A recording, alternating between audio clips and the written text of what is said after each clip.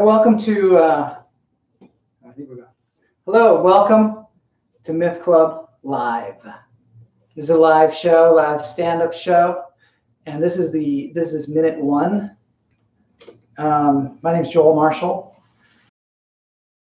Los Angeles, and I'm a stand-up comedian, and I'm doing this live from my garage here in Los Angeles. The thing that spurred this on, one of the things that spurred it on was the idea of this coronavirus thing that's out there. And I don't know. Today, I don't know who has it. We don't know who has it. I'm originally from Seattle, Washington, and they're on lockdown. They're on like quarantine lockdown. And here in Los Angeles, we're just starting to get a few cases.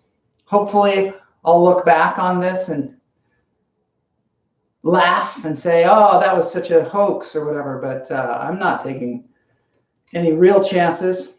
It's kind of, so what happens is there's this great place here called the Fourth Wall. It's a place where comedians go. This guy, Joe Menente, started it and runs it. And it's just a really fantastic place to go for comedians.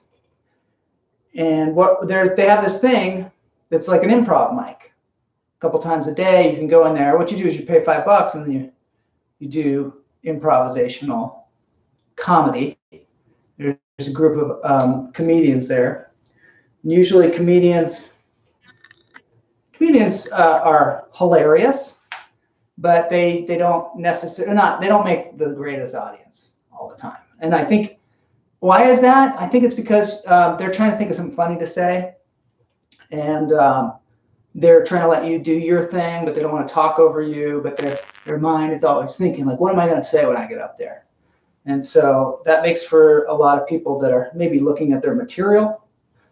Maybe they're not present in the room because they're up in their head trying to look at things. But anyway, so great place to go, though, and work out your stuff. But with this coronavirus, I'm a little concerned. I was sneezing and I had like a sinusy thing last week. In fact, on Wednesday, I was going to work, and all of a sudden I had this just sneezing fit, like I had some kind of I don't know, allergies or something. And I've always had sinus problems, so it's hard to tell, if it was the beginnings of the coronavirus or what. So when I got to work, I took some Claritin. I've never taken Claritin before, but I took it. And I went in and I was still having this problem. And I felt just all, like runny nose and everything. I thought, this is, at work, they told us we got to get out of here if we feel. So I got out of there. And I was out of there for a while. But the symptoms kind of went away within a couple of hours. But I stayed away from work for like a week. And then I really, figured, oh, I don't have it. But there's just all this talk all over the place about whether it's airborne, whether you get it from a handshake, whether you get it from a sneeze, how you have to stay within 6 feet of people. So this morning I woke up, I was kind of congested. And I'm like, I am not going to be the guy that goes out and gives coronavirus to everybody. So I'm just going to hunker down. I had a show that I was supposed to do in Sherman Oaks tomorrow night, and I canceled because I can't be the guy that came in to do some comedy and then gave everybody the coronavirus. And then they'll be like, yeah, he was pretty funny, but he killed half of us. I killed and I killed. Killed, literally killed. So anyway, so I thought, hey, I'm going to, what am I going to do? How am I going to improv comedy, and how am I going to work on my comedy if I'm stuck at home? And I thought, well, I could do some live streaming. I used to have a podcast. I had a podcast when people didn't do podcasts. It was called Fat Free Film. It's still out there. It's on iTunes. Check it out. There's some really good interviews on it. But at the time, we didn't have smartphones. We didn't have podcasts on our phones or anything. So only, real dorky people knew what podcasts were. So Fat Free Film, we were able to interview a lot of people. Some of them are dead now. We interviewed Leonard Nimoy. Check that one out. That one's super fascinating. And the thing is, when we went into Leonard Nimoy's house to do the podcast, he was like, well, I don't even know what this is, but let's, go ahead and do it. And so as a result, I don't even know if he knew where we were putting it or where it was going to be broadcast or anything. He just told us his entire life story. And he talked about all these things that were just incredible. And you got a real good perspective on Leonard Nimoy, and probably the most in-depth personal interview with Leonard Nimoy maybe ever, because he didn't know. I don't even know. I think he knew we were recording. But anyway, so like only my mom listened to it. We had this friend, Ben Gervich, that we met through the podcast. He was in Australia, and he was inspired by the podcast. The reason I started it was because I wanted to learn about filmmaking, because I'm an actor. I was an actor. I am an actor, but I went to drama school and we did plays and Shakespeare, and I went to Cal Arts. That's why I'm wearing this hat. And we did a lot of plays and serious things, and none of it was film. So I made one film. Jonathan Taswell, fantastic guy there. I think he might have made a movie recently. But I was helping him out, being his reader on these auditions for a movie that took place in Harlem. And there was a guy in it who was pretending he's passing for white. He decided that he wanted me to play that. So somewhere out there, there's a great movie with me passing for white in Harlem. Great. It was kind of some of the most amazing skin acting that has ever been done. Skin acting is not a very cherished profession anymore, for good reason. So anyway, I am now just doing this and this is just a start to something. Because I believe that sometimes you just got to put one foot in front of the other, right? Sometimes, like I was thinking, what? I can't do that, because what if, like I talk about strangely out of the thing, and someday, somebody pulls some crazy shit that I said, and then I thought, you know what, Marshall, you're not really that controversial. Just don't worry about it. A lot of things in my life that have been difficult has been stuff that I have put upon myself. I have made it extremely difficult for myself a lot of times, because what I'll do is I'll take some advice from somebody and I'll act like it's the truth. And a lot of times it's just a lie. Somebody will tell you, you can't do that. I'm going to live stream improvisational comedy on YouTube. And people are like, whoa, you can't do that. And you know what? A lot of times that person is you. It's me telling myself, no, you cannot.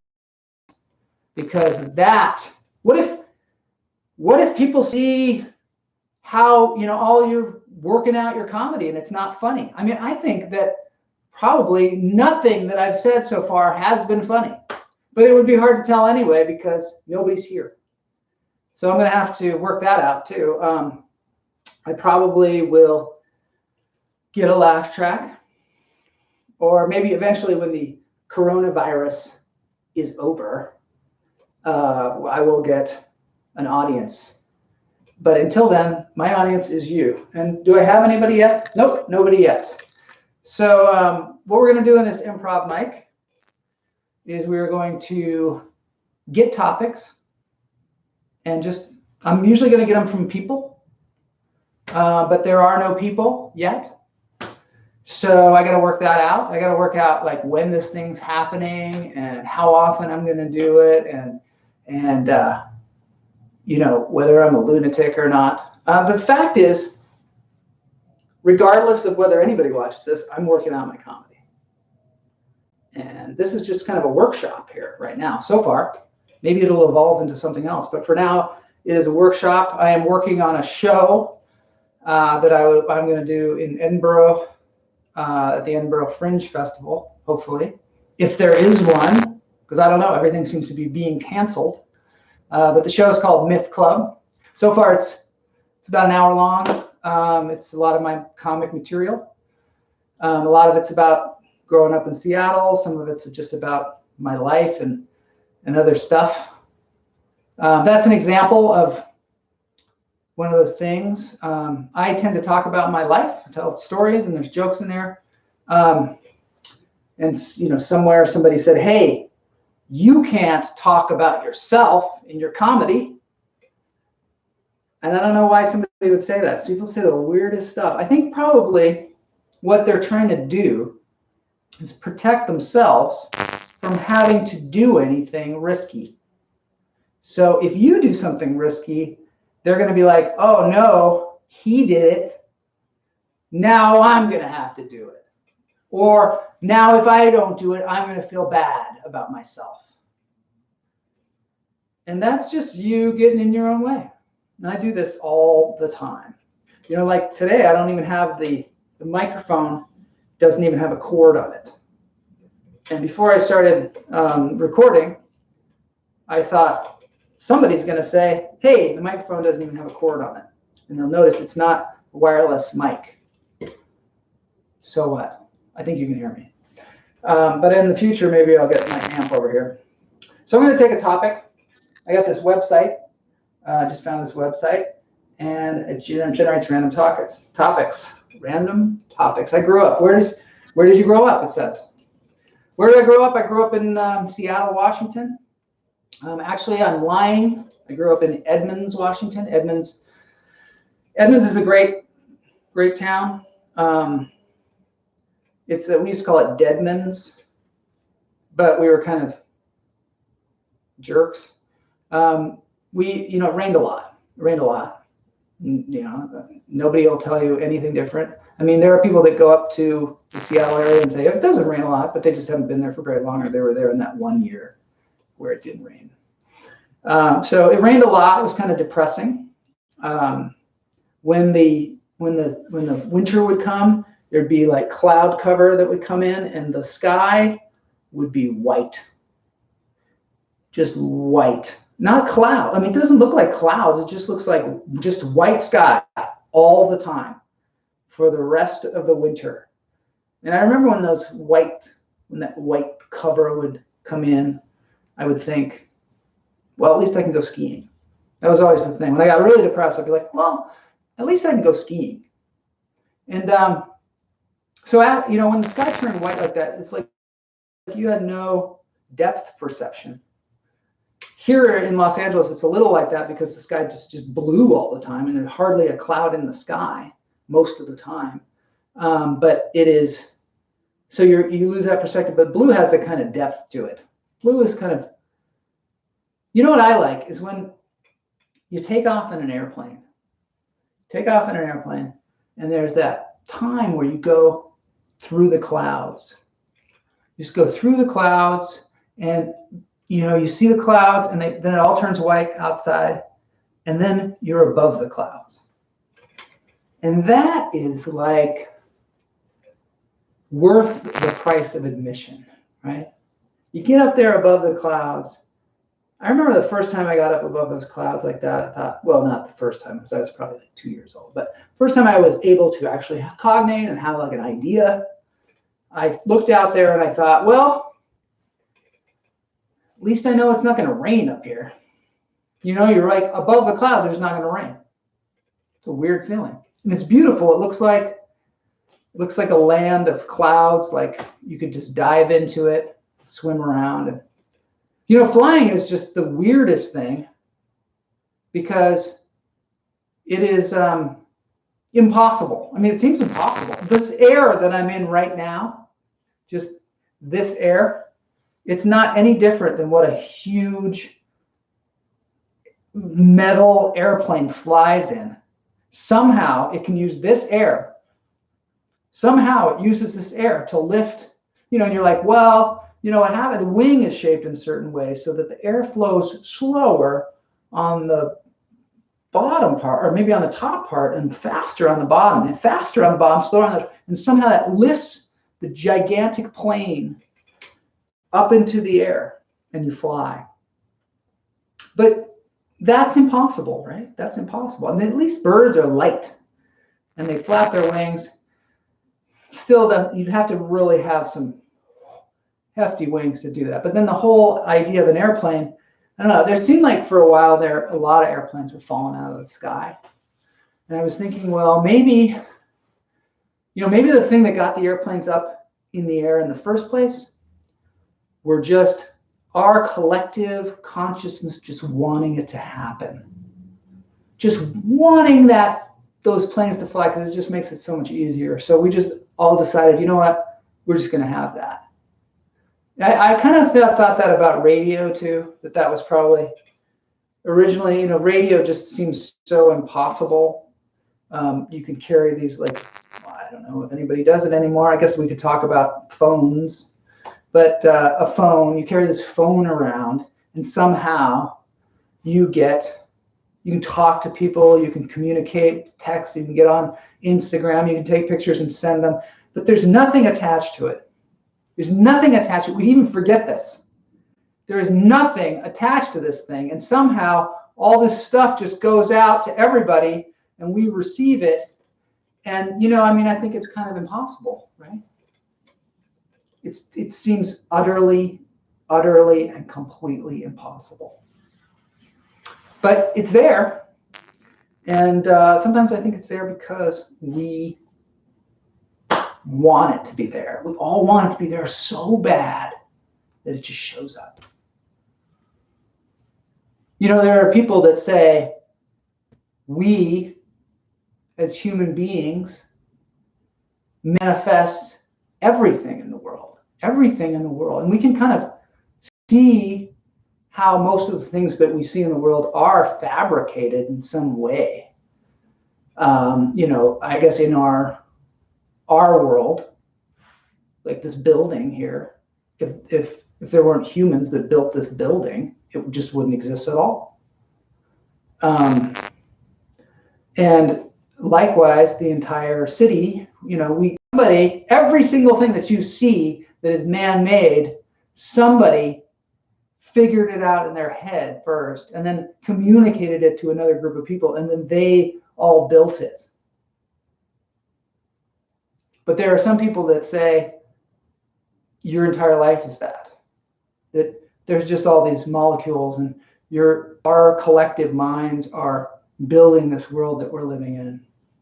And that is really too deep for me to handle. Let's try another topic. What was that topic? That topic was, where did you grow up? See how this works? Let's see if we have anybody watching. Let's see. So if anybody wants to tune in with I'm going to have to let some people know, I don't know, somehow about this. If anybody wants to tune in with a topic, please do. Okay, here's the next topic.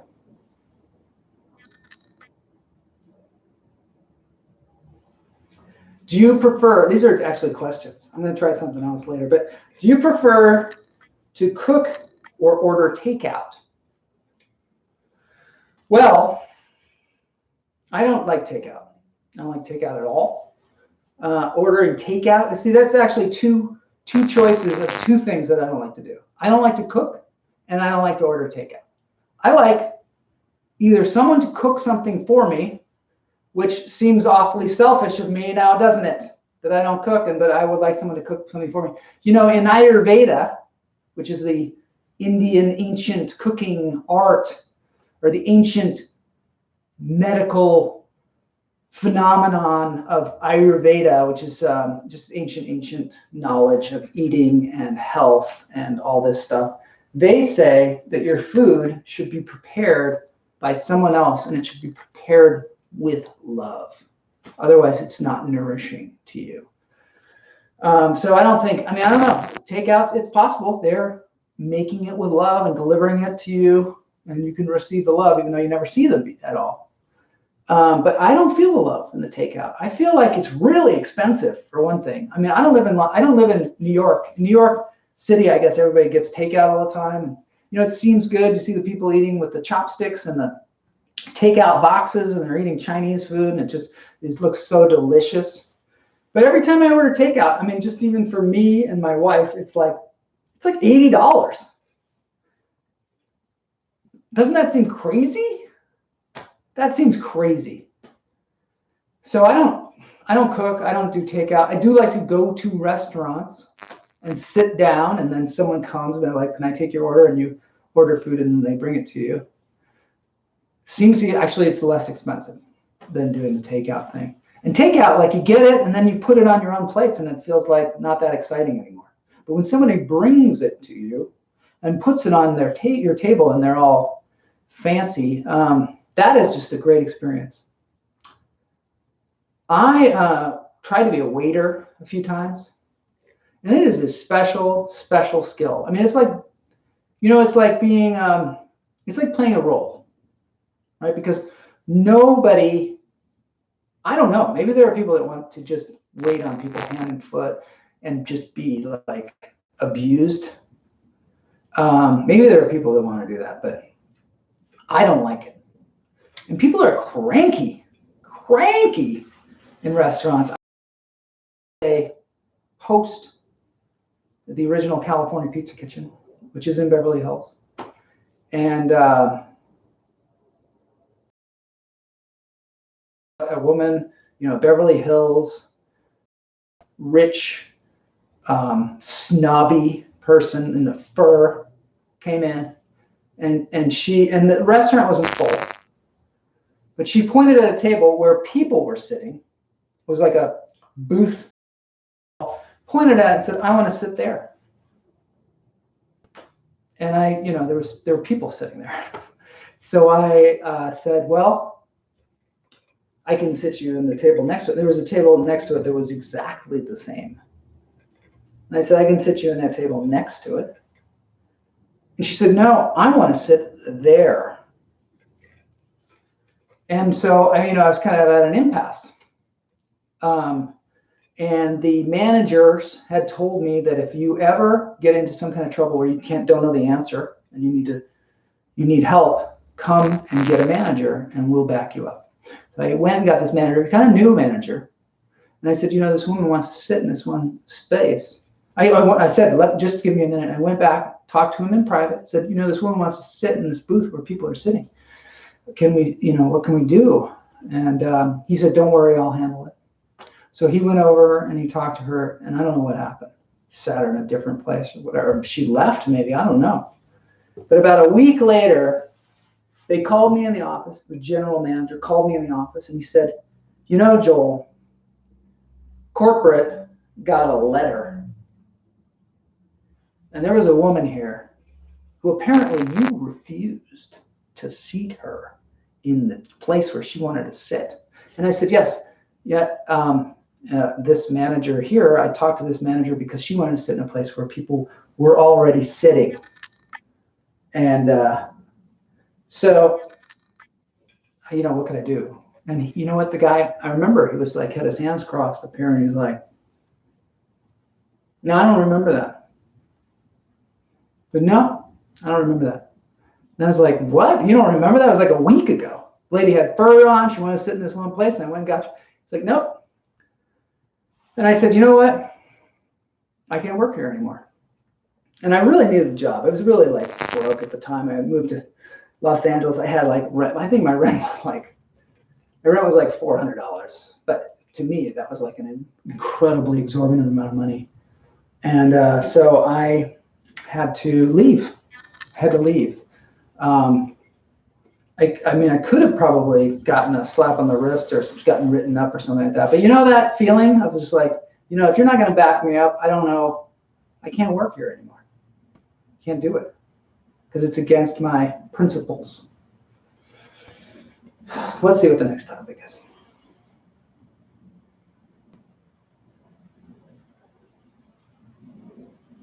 What was the last gift that you received? The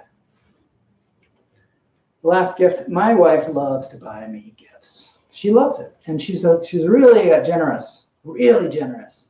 For Christmas, she just does all these wrapped presents, and it's all nice, clothing, and I mean, she can't afford it. I don't know. She figures out a way to like outgive her because it's hard. It's hard to buy for people. Kind of picky. People are generally kind of picky, and so you buy them something, and it's not something they can use. Especially as you get older. Now, as you get older, you get more and more stuff that you accumulate, and you got to put it somewhere. And so things start to fill up.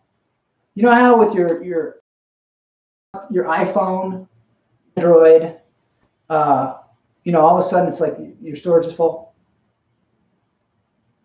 I mean, it's going to keep getting full because you're going to keep having more and more stuff on there, and you're going to keep transferring it to the new phone. You can keep transferring. That's the way life is. We get full, and then like old people. You ever talk to old people? They're always like, "I'm trying to get rid of everything. I'm trying to get rid of everything. I'm trying," and they're like manic. They're like, "I gotta get rid of every single thing because it's ruining my life." So it's nice to get gifts though. I'm wearing these shoes. They're Converse. Yeah, they're Converse. That was probably the last gift that I got. Got it from my wife. Super nice. I love them. Love Converse shoes. We used to get Converse shoes in Seattle at a place called Chubby and Tubby. Yeah, there's actually a place called Chubby and Tubby. I'm pretty sure. Chubby and Tubby was a sports store. If anybody knows out there and nowhere nobody's listening land. Anybody knows out there and nobody's listening land? Yeah, nobody's there. I got nobody so far. But anyway, Chubby and Tubby was seems like a delicious pizza joint, or maybe a hamburger place. There was a hamburger place. No, Chubby and Tubby was just sports. But we used to get Converse there. And the thing is, none of us could afford these leather. We used to like these leather Converse shoes, and none of us could afford them. So we got these things called blems. They were called blems. I don't know if they have blems anymore, but I guess that meant they were blemished. They were blemished, and that meant that they were cheap, and you couldn't really tell what was wrong with them. Sometimes there was like some ink on it, or maybe the color was a little off. They were super, super nice shoes. Love those Chubby and Tubby blems. But then we had a hamburger place where they made hamburgers. They made hamburgers for you. And you would go in and you could look at these huge sides of beef as you went in there, just hanging on hooks. And it really ruined your appetite. It really was disgusting. We used to go in there and, we try and give them weird names like Mike, Hunt, because that must have happened in I think that was in some movie. If anybody knows what movie that is, let us know where they got, I think it was like I think it was at school. They had the principal say, Mike Hunt over there. There's a trivia question for you. Maybe watch this show, put the answer in the comments. Maybe there'll be comments. I don't know. We could get some comments on this thing. Okay, I'm going to do one more topic, and we're going to wrap it up.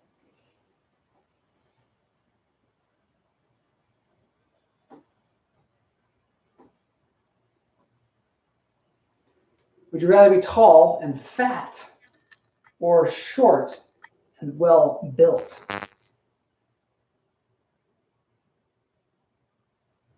Would you rather be tall and fat or short and well-built. I'm going to go with short and well-built. A lot of people would say tall and fat because then I can lose weight and I'll still be tall. Short and well-built. I mean, what's the problem? People are, I mean, I'm not really that short. I'm like 5'11", so I'm not really short, but I've always been a little fat. I mean, not relatively, but when I was a kid, I was, pretty darn fat, and everybody in my neighborhood was really, really in good shape. And I tried. I kept trying, and I never could get in the kind of shape that they were in because they'd be all ripped and just naturally, it seemed like. And me, I would just be blobbing around. And so when I got older, I never really achieved what I set out, get rid of that fat. So, but if you're short, I mean, you can't really get taller. You can't. I mean, maybe in the future someday, but you just, you make the best of it. But if you're well built, what does it matter? I mean, like, look at Tom Cruise, look at Kevin Hart, look at lots of short dudes out there that were well built, and they got a complex. Sometimes that helps, right? I think it helps to have a complex. Everybody should have at least one complex. Yeah, everybody should have a complex about something, because it just kind of drives you along, drives you. As long as you don't let it consume you. Some people are just delusional, like me. I'm like, I always say that I have a weight problem, I'm fat, and I'm probably a little bit delusional. Comedians, when they first start out, a lot of times they're extremely delusional.